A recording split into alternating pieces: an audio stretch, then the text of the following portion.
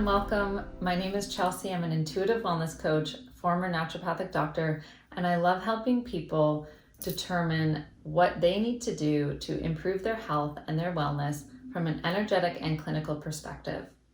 I also love answering your questions and guiding you in any way that you require. And this is a question that I want to answer from Instagram.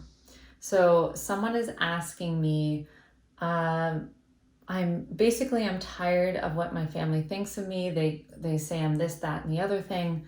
I want to kind of break away from that. I feel boxed in by it. So there's specific elements to each person's situation, of course. But the main theme that I hear from that is someone is saying I'm such and such, and I don't identify with that as the truth.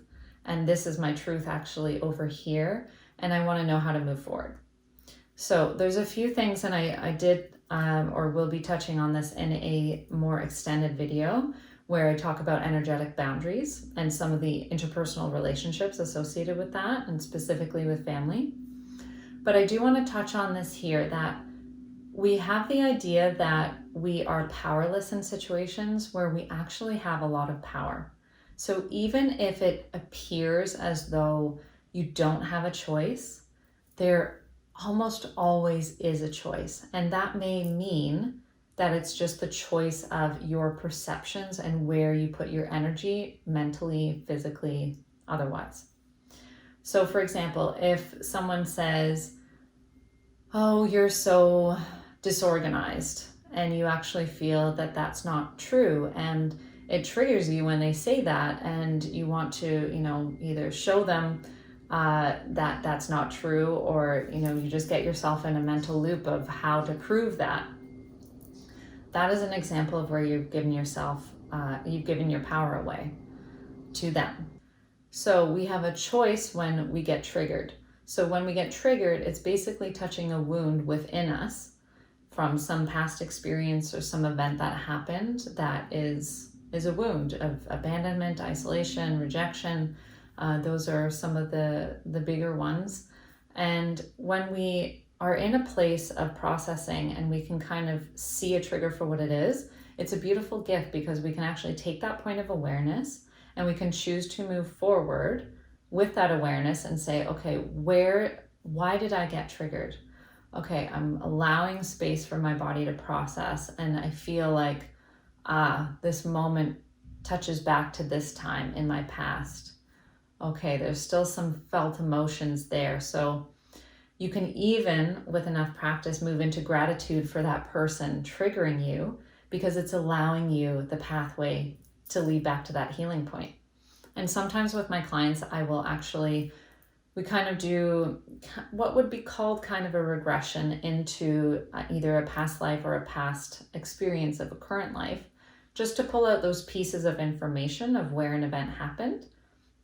And there are various ways to adjust that energetically as well, to make the load of the trigger lessen, to start healing that wounded place.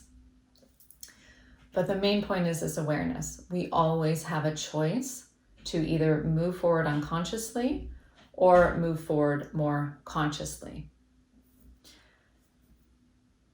That's the main piece that I want you to really take in, is that regardless of how much it feels like you're powerless, that's only the projected energy.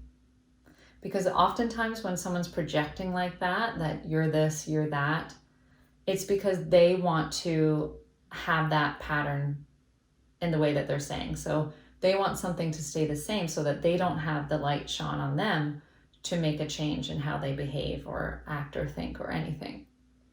It's easier to project that you're the problem.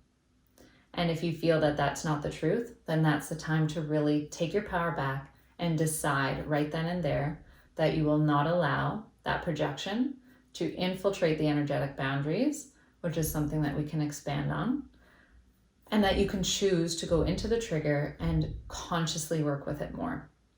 I hope that helps you get a bit of insight into how to manage this.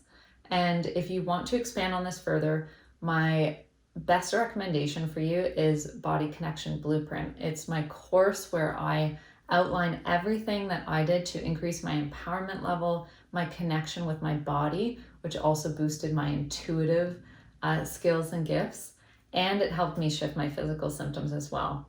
It's literally the action steps that you can take for various situations that apply to your life over and over. I will put the link and information below. And if you have any other expanded questions or comments on this topic or anything else, I would love to address them in a video for you. So just drop that below in the comments or find me on Instagram at Joyful Body Method and send me a DM there. Until next time, stay well, take care.